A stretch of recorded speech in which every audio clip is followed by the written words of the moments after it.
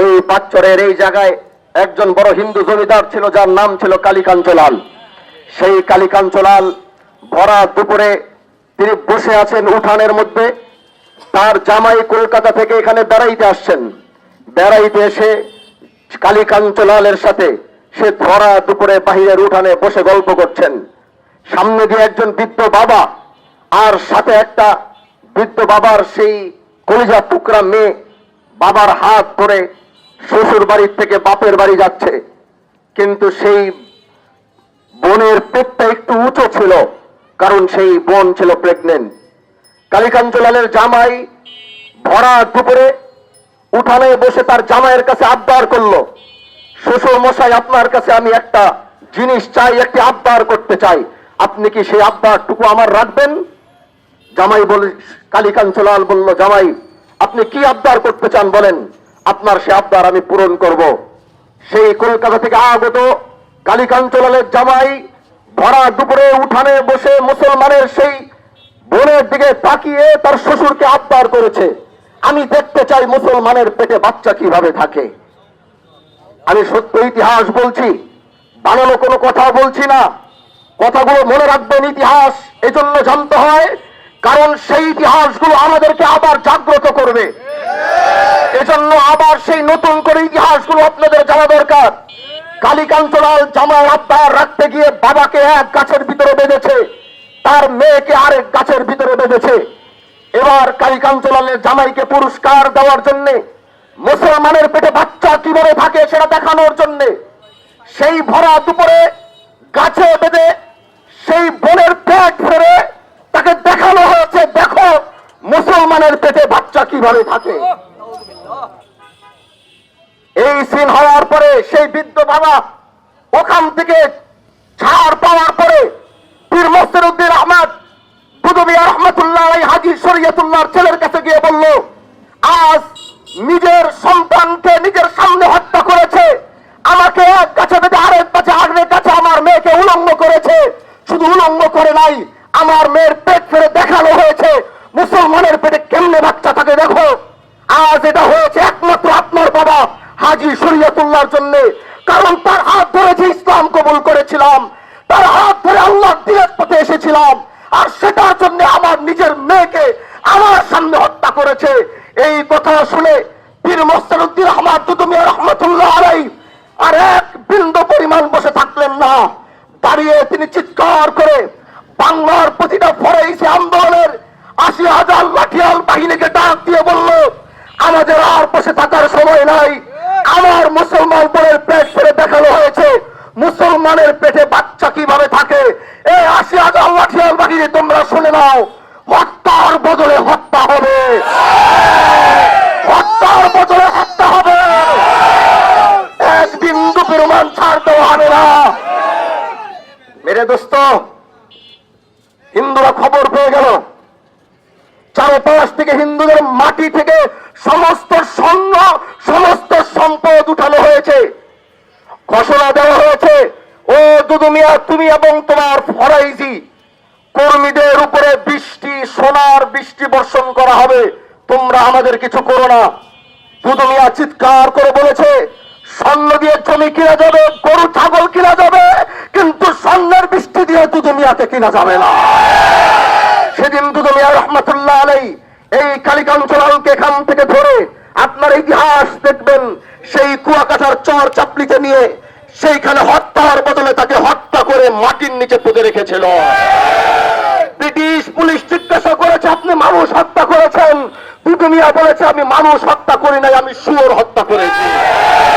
সেই মাটি উঠানোর পরে দেখে সেখানে শুয়োর মরে পড়ে আছে। এই কথা দিয়ে বলতে চাই, ভাই আমার, সেই সংগ্রাম, সে আন্দোলন আমরা করেছি। আমরা আপসনামায় চুক্তি করি নাই সোনার বৃষ্টি বর্ষণের কথা শুনে। কিন্তু আজ সাম্প্রতিক যে দাঙ্গা লাগাবার চেষ্টা করছে হিন্দুদেরকে, এই হিন্দু প্রজাতিকে আমরা ভালোবাসি, তারা তাদের অধিকার নিয়ে শিবচরে বসবাস করছে, আমাদের কোনো আপত্তি নাই। তারা তাদের অধিকার নিয়ে শিবচরে ব্যবসা করছে, আমাদের কোনো আপত্তি নাই। তারা শিবচরে তাদের অধিকার নিয়ে জায়গা জমি কিনছে, আমাদের কোনো আপত্তি নাই। আমরা তাদেরকে বিগত দিনে যেমন ভালোবেসেছি, বুকে টেনেছি, সারা জীবন তাদেরকে বুকে টানবো। কিন্তু আজ শিবচর মাটি থেকে হাজী শরীয়তুল্লাহর সন্তান একটি ঘোষণা দিচ্ছে, যেখান থেকে আমাকে কেউ কম্প্রোমাইজ করতে পারবে না। আমার বোনের ইজ্জত রক্ষা করার জন্য, আমার ভাইয়ের হত্যা করার জন্য এটার বিচার যদি না হবে, আজকের পরে শিবচরে ইস্কনের কোনো কার্যক্রম চলবে না, চলতে দেওয়া হবে না। দাঁড়িয়েছি বুক ভরা ব্যথা নিয়ে, এমন এক মাটিতে দাঁড়িয়েছি যেই মাটি আজও খুঁজলে, যেই মাটিতে ইসলামের ঘ্রাণ পাওয়া যায়, যেই মাটিতে দ্বীনের ঘ্রাণ পাওয়া যায়।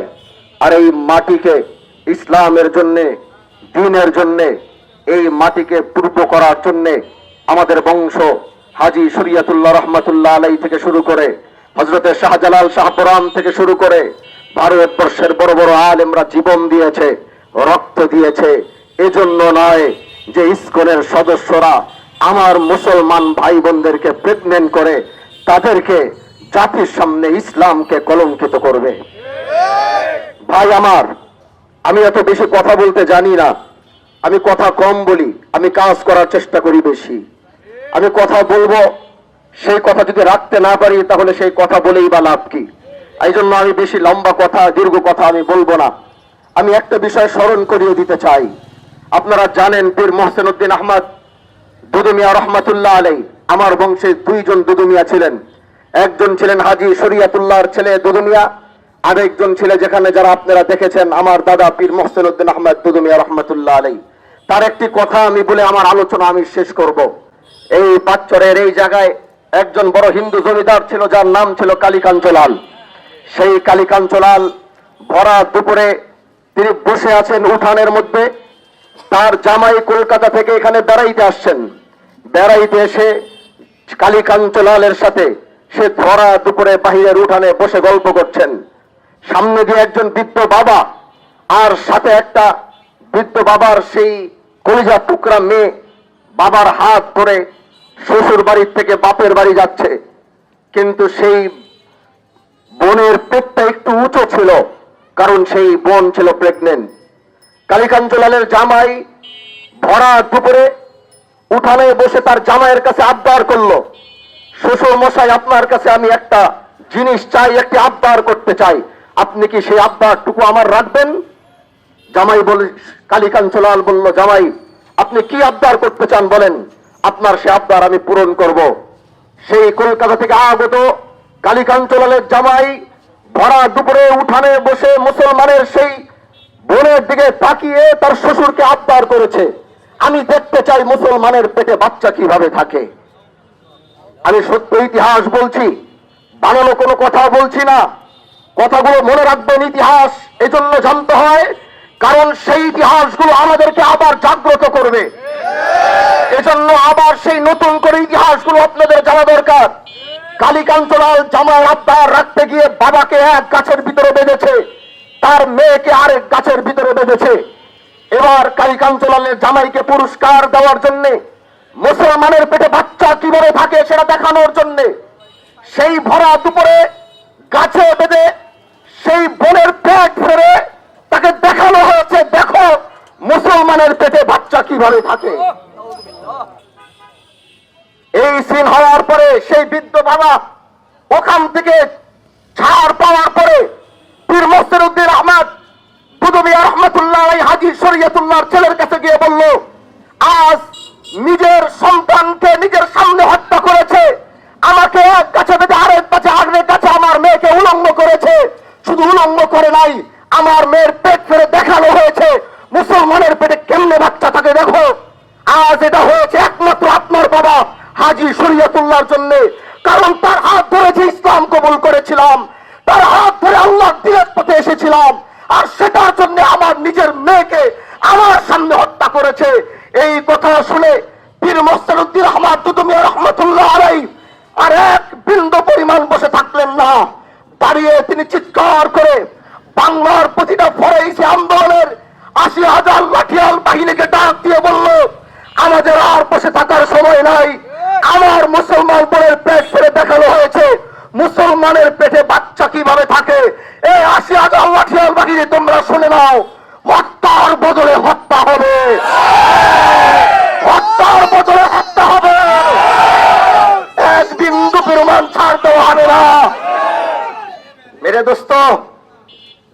হিন্দুরা খবর পেয়ে গেল চারপাশ থেকে হিন্দুদের মাটি থেকে সমস্ত স্বর্ণ সমস্ত সম্পদ উঠানো হয়েছে। ঘোষণা দেওয়া হয়েছে, ও দুদু মিয়া, তুমি এবং তোমার ফরাইজি কর্মীদের উপরে সোনার বৃষ্টি বর্ষণ করা হবে, তোমরা আমাদের কিছু করো না। দুদু মিয়া চিৎকার করে বলেছে, স্বর্ণ দিয়ে জমি কিনা যাবে, গরু ছাগল কিনা যাবে, কিন্তু স্বর্ণের বৃষ্টি দিয়ে দুদু মিয়াকে কিনা যাবে না। সেদিন দুদু মিয়া রহমতুল্লাহ আলাই এই কালিকাঞ্চলালকে এখান থেকে ধরে আপনার ইতিহাস দেখবেন, সেই কুয়াকাটার চর চাপলিতে নিয়ে সেইখানে হত্যার বদলে তাকে হত্যা করে মাটির নিচে পুঁতে রেখেছিল। ব্রিটিশ পুলিশ জিজ্ঞাসা করেছে, আপনি মানুষ হত্যা করেছেন? দুদু মিয়া বলেছে, আমি মানুষ হত্যা করি নাই, আমি শুয়োর হত্যা করেছি। সেই মাটি উঠানোর পরে দেখে সেখানে শুয়োর মরে পড়ে আছে। এই কথা দিয়ে বলতে চাই, ভাই আমার, সেই সংগ্রাম, সে আন্দোলন আমরা করেছি। আমরা আপসনামায় চুক্তি করি নাই সোনার বৃষ্টি বর্ষণের কথা শুনে। কিন্তু আজ সাম্প্রতিক যে দাঙ্গা লাগাবার চেষ্টা করছে হিন্দুদেরকে, এই হিন্দু প্রজাতিকে আমরা ভালোবাসি, তারা তাদের অধিকার নিয়ে শিবচরে বসবাস করছে, আমাদের কোনো আপত্তি নাই। তারা তাদের অধিকার নিয়ে শিবচরে ব্যবসা করছে, আমাদের কোনো আপত্তি নাই। তারা শিবচরে তাদের অধিকার নিয়ে জায়গা জমি কিনছে, আমাদের কোনো আপত্তি নাই। আমরা তাদেরকে বিগত দিনে যেমন ভালোবেসেছি, বুকে টেনেছি, সারা জীবন তাদেরকে বুকে টানবো। কিন্তু আজ শিবচর মাটি থেকে হাজী শরিয়াতুল্লাহর সন্তান একটি ঘোষণা দিচ্ছে, যেখান থেকে আমাকে কেউ কম্প্রোমাইজ করতে পারবে না। আমার বোনের ইজ্জত রক্ষা করার জন্য, আমার ভাইয়ের হত্যা করার জন্য এটার বিচার যদি না হবে, আজকের পরে শিবচরে ইস্কনের কোনো কার্যক্রম চলবে না, চলতে দেওয়া হবে না। আজকের পর থেকে শিবচর বাংলাদেশ আমার কন্ট্রোলে নেই।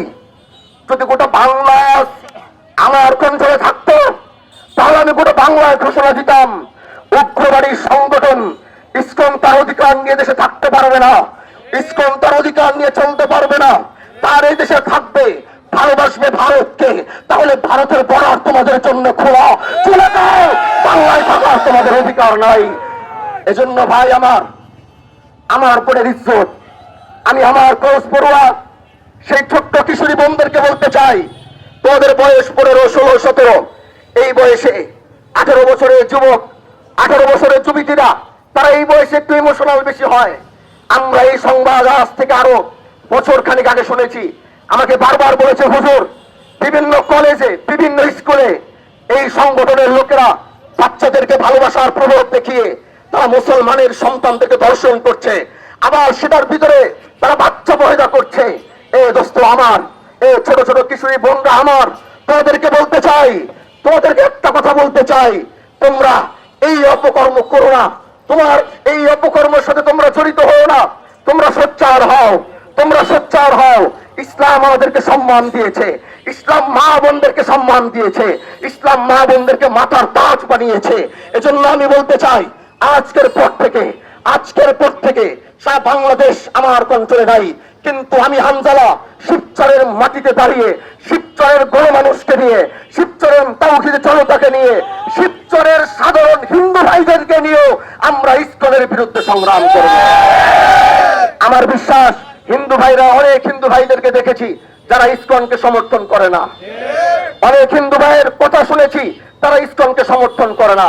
আমরা তাদেরকে নিয়ে আজকের পরে শিবচরে ঘোষণা দিচ্ছি, আল্লাহ যদি আমাকে বাঁচিয়ে রাখে, হয়তো আমাকে মেরে ফেলো, তারপরে তোমরা তোমাদের কার্যক্রম চালাবা, কিন্তু আমি বেঁচে থাকতে তোমাদের বিচার না হওয়া পর্যন্ত শিবচরের মাটিতে তোমাদের সমস্ত কার্যক্রম নিষিদ্ধ করা হলো।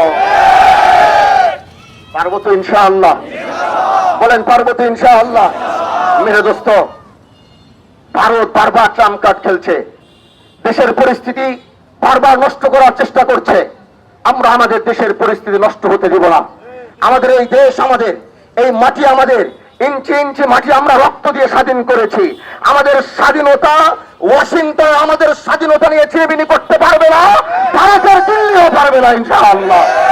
আমরা আমাদের আধিপত্য নিয়ে আমরা আমাদের দেশ চালাবো ইনশাআল্লাহ।